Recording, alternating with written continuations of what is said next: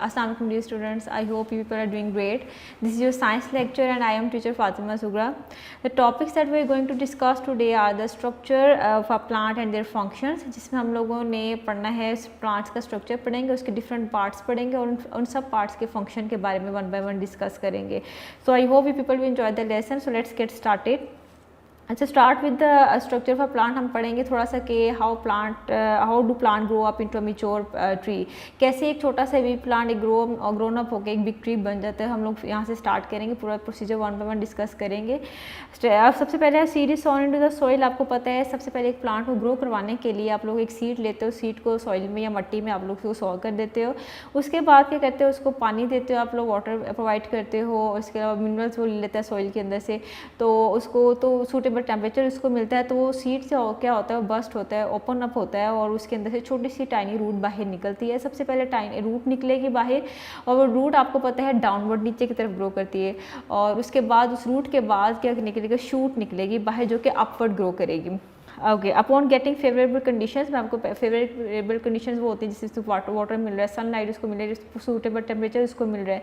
तो जब उसको उस सीड को ये कंडीशंस या जो फेवरेबल कंडीशंस मिलेंगी तो स्मॉल रूट अपीयर. सबसे पहले एक छोटी सी रूट, मैंने आपको बोला कि सीड बस्ट होगा, छोटी सी रूट उसके बाहर निकलेगी वो जो कि डाउनवर्ड ग्रो करेगी and begins to grow downward.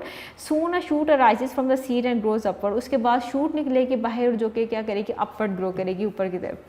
The shoot grows and changes into seedling. अब आपको पता है जो शूट होती है वो ग्रो करके एक सीडलिंग बन जाती है. सीडलिंग कहते हैं छोटा सा बेबी प्लांट बन जाता है. A seedling is a small plant with few leave. जिसके ऊपर एक स्मॉल प्लांट होता है सीडलिंग और जिसके ऊपर थोड़े से लीव्स होते हैं, few leaves are on this seedling. The seedling develops into a young plant. और फिर ये सीडलिंग क्या होता है, जब ये ग्रोन अप हो जाता है तो उसके बाद ये यंग प्लांट बन जाता है, बिग ट्री बन जाता है. The young plant grows into an adult and produces flowers and fruits. उसके बाद ये और ग्रो करके ये मेच्योर जो यंग अडल्ट बन जाता है. उसके बाद उसके ऊपर फ्लावर्स एंड फ्रूट्स जो होते हैं वो ग्रो करते हैं.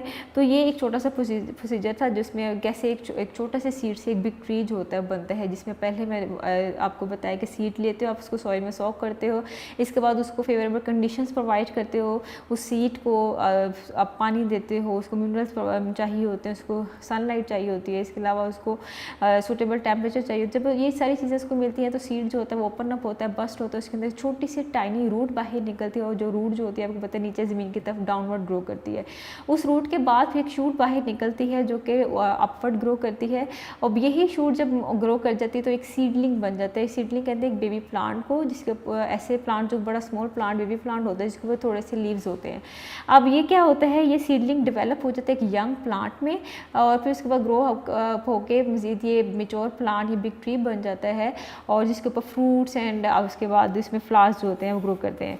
तो ये एक प्रोसीजर था जिसमें हमने पढ़ा कि सीड जो होता है वो कैसे एक बिग ट्री में ग्रो अप हो जाता है. उसके बाद हम जो नेक्स्ट टॉपिक था ये था कि हम लोगों ने पढ़ना है कि जो प्लांट्स के डिफरेंट पार्ट्स पढ़ने हैं और उन पार्ट्स के वन बाय वन लोग फंक्शन के बारे में पढ़ेंगे.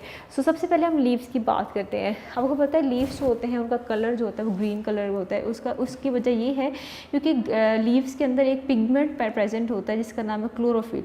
अब ये क्लोरोफिल जो होता है वो लीव्स को ग्रीन कलर प्रोवाइड करता है और ये बहुत इंपॉर्टेंट है इसलिए क्योंकि ये लीव्स को हेल्प करता है ताकि लीव्स जो है अपना खाना बना सके, फूड बना सके. हमने शायद बहुत अर्ली जब हमने चैप्टर स्टार्ट किया था यूनिट 1 तो हमने डिस्कस किया था कि प्लांट्स जो होते हैं ऑटोट्रॉफ्स होते हैं. प्लांट्स अपना खाना खुद बनाते हैं और उनका जो फूड मेकिंग प्रोसेस होता है उसको फोटोसिंथेसिस बोला जाता है और उसके लिए प्लांट्स को चाहिए होती है कार्बन डाइऑक्साइड प्लस वाटर चाहिए होता है. इसके अलावा उनको सनलाइट चाहिए होती है और वो सनलाइट उनको क्लोरोफिल जो होता है वो अब्जॉर्ब करके देता है और उनके पास फिर बच जाता है उनका फूड जो कि है शुगर और प्लस ग्लूकोज जिसको आप बोलते हो और प्लस ऑक्सीजन. अच्छा, ये छोटा सा प्रोसीजर फोटोसिंथेसिस का. अब हम लीव्स की बात करें. लीव्स को बोलते हैं food factory of the plant. Plant की जो फूड फैक्ट्री होती है उसको लीव्स को बोला जाता है क्योंकि लीव्स ही एक ऐसा पार्ट है प्लांट का जिसके अंदर खाना बनता है, फूड बनता है प्लांट का. तो a leaf is an above ground plant organ. ऊपर की जमीन सॉइल से ऑब्वियसली ऊपर होता है, ग्राउंड से ऊपर होते हैं एंड इट इज़ ग्रीन. इसका जो मेन फंक्शन होता है लीव्स का फोटोसिंथेसिस होता है यानी फूड बनाना होता है प्लांट के लिए एंड एक्सचेंज ऑफ गैसेज. और वो गैसेज को एक्सचेंज करते हैं. जैसे मैं आपको बता रही थी कि फोटोसिंथेसिस के लिए प्लांट्स को कार्बन डाइऑक्साइड गैस चाहिए होती है और वो कार्बन डाइऑक्साइड गैस वो एयर में से लेते हैं, एटमोसफेयर से लेते हैं। अब वो प्लांट्स के अंदर कैसे जाती है? प्लांट्स के जो लीफ होते हैं ना स्टूडेंट्स, लीफ के ऊपर छोटे छोटे से उसके ऊपर ना पोर्स होते हैं, सुराख होते हैं, जिनको स्टोमेटा बोला जाता है। ये स्टोमेटा ओपन होते हैं और जो कार्बन डाइऑक्साइड वो अंदर चली जाती है और फोटोसिंथेसिस में हेल्प करती है। तो लीव्स के एक तो लीफ का एक तो हम पढ़े कि फोटोसिंथेसिस फूड बना रहा है, एक तो ये इंपॉर्टेंस है। एक तो इसकी ये इंपॉर्टेंस है कि लीव्स के ऊपर छोटे छोटे से पोर्स होते हैं, सुराख होते हैं, जिनको स्टोमेटा बोला जाता है, जिसके थ्रू जो होती है गैसेस जो होती हैं, कार्बन डाइऑक्साइड गैस जैसे फोटोसिंथेसिस में अंदर जा रही होती है और फिर फूड बनता है। तो ये जो होता है लीफ की एक तो ये इंपॉर्टेंस है कि ये गैसेस को एक्सचेंज करवाते हैं। जैसे रेस्पिरेशन में प्लांट्स को ऑक्सीजन चाहिए होती है, तो क्या होता है कि ऑक्सीजन इन स्टोमेटा के थ्रू अंदर जाती है और कार्बन डाइऑक्साइड बाहर निकलती है। फोटोसिंथेसिस में आपको पता है कि कार्बन डाइऑक्साइड अंदर जाती है और ऑक्सीजन जो होती है वो बाहर की तरफ निकलती है। तो मोस्ट लीव्स है स्टोमेटा। स्टोमेटा आपको मैंने बता दी, छोटे छोटे से पोर्स होते हैं, होल्स होते हैं लीव्स की सरफेस के ऊपर, और इनके थ्रू जो होती है गैसेस अंदर जा रही होती हैं, बाहर निकल रही होती हैं। The leaves will grow back in spring. आपको पता है ऑटम में जो होते हैं लीव्स जो होते हैं वो गिर जाते हैं, उसके बाद स्प्रिंग में दोबारा से वो ग्रो करते हैं। ये तो था लीव्स का फंक्शन। अब now come on the stems. Stem जो होते हैं it is grown above the ground, ये भी ग्राउंड के ऊपर होती है। Stem has many leaves, stem के ऊपर लीव्स होते हैं। Stem transports water and minerals to the leaves. आपको पता है कि जो रूट्स क्या करती हैं, पानी को अब्जॉर्ब करते हैं, या जो सॉइल में से वाटर को अब्जॉर्ब करती हैं। और फिर क्या होता है, जो जाइलम एक ट्यूब होती है, जाइलम वेस्कुलर बंडल है, वो क्या करता है, वो पानी को लेता है रूट से और फिर वो स्टेम से होता हुआ लीव्स तक वो पानी पहुंचाता है, ताकि लीव्स होता है, आपको पता है लीव्स को खाना बनाने के लिए वाटर भी चाहिए होता है। तो स्टेम क्या करते हैं, वाटर को ट्रांसपोर्ट कर रहे होते हैं, पानी को पहुँचा रहे होते हैं उधर लीव्स तक। Special types of tissue present in stem which carry the water to the top most part of the plant from the roots। अब मैं आपको बता रही हूँ कि स्पेशल टाइप के सेल्स टिश्यूज़ होते हैं, जैसे जाइलम की बात करी, उसके अंदर जाइलम प्रेजेंट होते हैं। जाइलम क्या करते हैं, रूट्स में से वाटर को उठाते हैं, वहाँ से लेते हैं और फिर जहाँ जहाँ उन्होंने जाना होता है वो स्टेम से गुजरते हुए, स्टेम से होते हुए लीव्स को पानी देते हैं, फिर जितने भी ब्रांचेस को देते हैं, जहाँ जहाँ उनको पानी देना होता है प्लांट्स के पार्ट को, तो पानी पहुँचाते हैं। तो स्टेम का क्या काम होता है, एक तो वाटर को ट्रांसपोर्ट करना है। It is also responsible for the production of new living tissues. के अलावा रिस्पॉन्सिबल होता है कि न्यू जो लिविंग टिश्यूज़ होते हैं वो उसकी प्रोडक्शन के लिए। तो नेक्स्ट हमारे पास जो पार्ट है प्लांट का, है फ्लावर।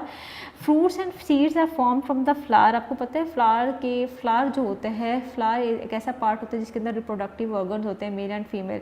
तो इसी के अंदर सीड्स जो होते हैं वो प्रोड्यूस होते हैं, फिर उसी सीड से क्या होता है, फिर एक नया प्लांट बनता है। तो फ्लावर की जो इंपॉर्टेंस इसलिए भी है क्योंकि फ्लावर्स के अंदर ही सीड बनते हैं और इसी सीड से एक नया प्लांट निकलता है।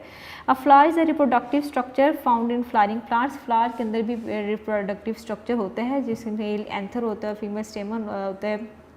तो क्या होता है, इसके अंदर वो जो रिप्रोडक्टिव जो स्ट्रक्चर प्रेजेंट होता है, जिसके ज़रिए वो क्या करते हैं, सीड को प्रोड्यूस करते हैं। इसमें जो फीमेल जो होता है, एंथर होता है, जो इसमें प्रेजेंट होता है फ्लावर के, मेल एंड फीमेल दोनों प्रेजेंट होते हैं। These have different sizes and beautiful colours. आपको पता है हर जो फ्लावर का डिफरेंट साइज होता है, डिफरेंट कलर होता है। And different insects are attracted by colourful flowers and help in pollination. और जो इंसेक्ट्स होते हैं वो आपको पता है, इंसेक्ट्स होते हैं फ्लावर से क्या करते हैं, अपना जूस लेते हैं आके, वहाँ पे नेक्टर होता है जो कि जूस होता है, प्रेजेंट होता है इसके अंदर फ्लावर के अंदर। और इंसेक्ट बटरफ्लाइज होगी, जितने भी इंसेक्ट्स होते हैं वो आते हैं, उसको सक करते हैं, तो वो क्या होता है, एक तो उनको और फिर इसके अलावा एक तो वहाँ से अपना फूड लेते हैं, इसके अलावा वो पॉलिनेशन में हेल्प करते हैं। जो सीड्स क्या होते हैं, सीड जो इसके अंदर फ्लावर के अंदर बनते हैं, जब इंसेक्ट्स आएंगे जूस को सक करने के लिए, तो जब वो जाते हैं तो उनकी बॉडी के ऊपर वो सीड्स या पोलन्स लग जाते हैं। तो फिर जहाँ जहाँ वो जाते हैं वहाँ जैसे उन्होंने मेल सीड्स को लिया, तो क्या करते हैं, फिर वो इसको बोलते हैं पॉलिनेशन, जिसमें क्या होते हैं, जो सीड्स होते हैं मेल से फीमेल की तरफ बॉडी दूसरे फ्लावर में जो फीमेल ऑर्गन है वहाँ तक जाते हैं, फिर वे इससे एक नया सीड बन जाता है। ओके, द नेक्स्ट है उसके बाद रूट्स है। Root is present under the ground. आपको पता है रूट्स होती हैं ज़मीन के नीचे, सॉइल के नीचे होती हैं। It's branches spread in different direction. उसकी जो ब्रांचेस होती हैं, आपको पता है रूट्स की ब्रांचेस होती हैं डिफरेंट डायरेक्शन में, हर डायरेक्शन में होती है रूट की branch. Roots absorbs water and minerals from the soil. Roots क्या करती हैं, जो मिनरल्स होते हैं सॉइल में, मिट्टी में जो मिनरल्स और वाटर होता है उसको एब्जॉर्ब करने में हेल्प करती हैं। इसके बाद there are many root hairs present on each root. जितने भी रूट हेयर्स होते हैं, रूट हेयर्स कहते हैं जो रूट्स के ऊपर ना रूट हेयर्स होते हैं, तब वो रूट्स का ना एरिया जो होते हैं वो सरफेस एरिया उसको बढ़ा देते हैं ताकि ज़्यादा से ज़्यादा पानी को अब्जॉर्ब किया जा सके। तो रूट हेयर्स क्या होते हैं, एक तो सरफेस एरिया ऑफ रूट्स को एक्सपेंड कर देते हैं, बढ़ा देते हैं ताकि ज़्यादा से ज़्यादा पानी को अब्जॉर्ब किया जा सके। और इन रूट हेयर्स की प्रोटेक्शन के ऊपर होते हैं रूट कैप्स होते हैं। तो रूट्स का काम होता है वाटर और जो जितने भी मिनरल्स होते हैं सॉइल के अंदर उनको अब्जॉर्ब करना। जो नेक्स्ट हमारे पास लास्ट पार्ट है वो है seeds.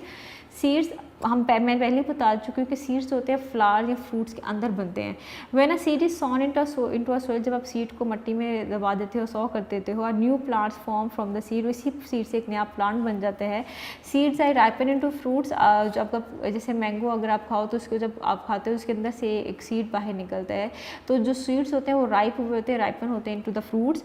Some plants have one seed, कुछ प्लांट्स के अंदर एक ही सीड होता है जिसको मोनोकोट बोलते हैं, जैसे मैंगो है। और कुछ प्लांट्स के अंदर क्या होते हैं, 2 सीड्स प्रेजेंट होते हैं। अब उसको बोलते हैं डाइकोट्स। जैसे वाटरमेलन की बात करें तो उसके अंदर भी बहुत से सीड्स प्रेजेंट होते हैं, तो उनको डाइकोट बोला जाता है। 1 सीड जिसके पास उसको मोनोकोट, और जो 2 सीड्स होते हैं जिनके पास है मोर देन 2 उसको बोलते हैं डाइकोट। तो ये थे सीड्स के बारे में पढ़ा। आज हमने थोड़ा सा प्लांट्स की हमने स्ट्रक्चर के बारे में पढ़ा, उनके डिफरेंट प्लांट्स के डिफरेंट जो पार्ट्स हैं उनके बारे में डिस्कस किया। और उसके बाद हमने आई थिंक जो भी आज हमने पढ़ा it's clear to you. So I will see you in the next lesson. Allah हाफिज़।